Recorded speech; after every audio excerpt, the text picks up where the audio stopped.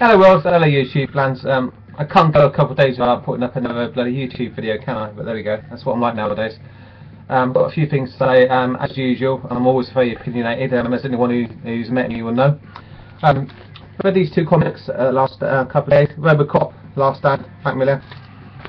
Really good stuff. It's basically Robocop playing the role of Robin Hood, really, helping the people against the corrupt corporations and the power tripping scumbag control freaks who work for them. So yeah, it's 2013 and that's the world we have. So come on Robocop, we need you in the real world, just like we need Robin Hood over here in England. I give that an 8 out of 10 Robocop. Green Arrow 24. I really like the artwork in this one. It had some really good touches by Andrea Sorrentino, but the writing was just kind of blah. It was a 7.5. A book that I feel about, I feel might even drop, even though it's written by Jeff Lemire. Just the story is underwhelming really at the moment, but the art's good enough for me to keep on reading it. But I just saw the last episode of Agents of S.H.I.E.L.D. Is it called Marvel Agents of S.H.I.E.L.D? And last week I put a video saying that it's not that bad. I think I might have been a bit quick to judgment there, because the second one, its faults really amplified really. The faults it had, if I'll go over them quickly. The acting was cheesy as hell and not at all convincing. The people were otherwise like cardboard cutouts. They weren't real people. I couldn't actually imagine these people existing in the real world. It's the same problem I have with the Big Bang Theory. Part of it might be interesting, but you can't actually imagine these people existing.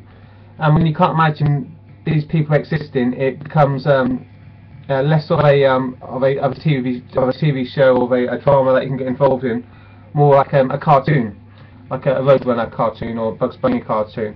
If it's a good cartoon, it might be okay, but let's face it, cartoons are for children, and that's how I feel about Marvel Agents of S.H.I.E.L.D. It's a decent show for children, really. The more you think about it, the more you realise that it doesn't really make any sense. It doesn't, things don't hold together. Plus you've got the usual problem with mainstream TV stuff in 2013, where all the males are, well, a lot of them are emasculated, silly, geeky, not to be treated seriously, and masculine roles seem to be largely taken over by women. Mirroring what's actually going on in this society really, where you have the traditional roles of men being replaced by hen-pecking women. And it's bad enough, in the real world where everything that you've experienced in life is gradually being taken over by these control freak hen-pecking women. To see it in TV shows as well, where all the men are portrayed as weak and silly, and the women are in the top jobs. Call me a sexist, I don't give a crap. That's something that seems to be being pushed by the mainstream. Intelligent men in particular are silly, geeky, can't get girlfriends, and yeah, the masculine type men are just men or are dumb and physically strong. So you've got these two types of men. You've got the dumb and physically strong man, and you've got the intelligent but silly man. And on top of that, you have the women who are sexy, intelligent, strong, and know what they're doing, and are in charge, basically controlling all the men, telling all the men what to do. And that's what you have in Marvel Agents of S.H.I.E.L.D. You have the intelligent, sexy, strong women in control, and the men either being strong and dumb, or intelligent and geeky and almost like socially inept. You see it in every bloody TV show nowadays, and God help the younger generation of men growing up. What role models are they going to have?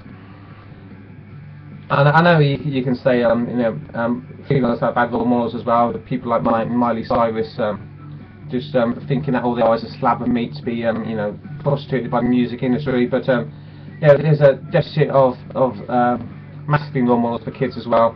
And Marvel Agents of S.H.I.E.L.D. sort of plays into the current model, the socialist, liberal model, feminist model, which I don't like to see on mainstream TV. So that kind of bugs me to see.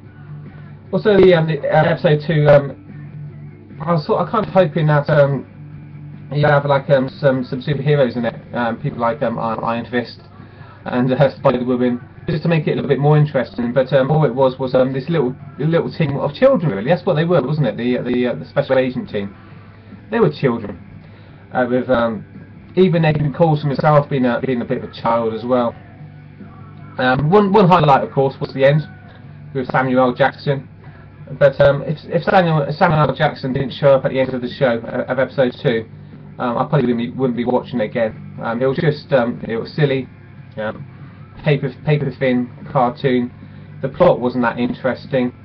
The romantic involvement between Agent Coulson and this, of course, this woman who was in charge of the guerrilla army. Because she's a woman, she has to be in charge, of course, with a cleavage and hanging out, and it was just silly. You could actually imagine someone like Coulson having a relationship with a woman like that. So I couldn't buy that. So yeah, I don't know. The episode 2 sort of left a bad taste in my mouth until Samuel L. Jackson turned up and saved the day, which is kind of what he does, isn't it? I suppose that's why they put him in there. Okay, yeah, that's my thoughts then about Marvel Agents of S.H.I.E.L.D. So let me know what you think, agree or disagree. Are you enjoying the show yourself? Are you going to keep on watching it? Or are you starting to have problems like me, feeling that it's just a bit of a silly cartoon, really? Okay. That's it for me. I'll see you over the next few days, I suppose, when I pick up a few new comics. And yeah, I've got some stuff to do. Got some bills to pay. Got to go to work. See you later. Goodbye.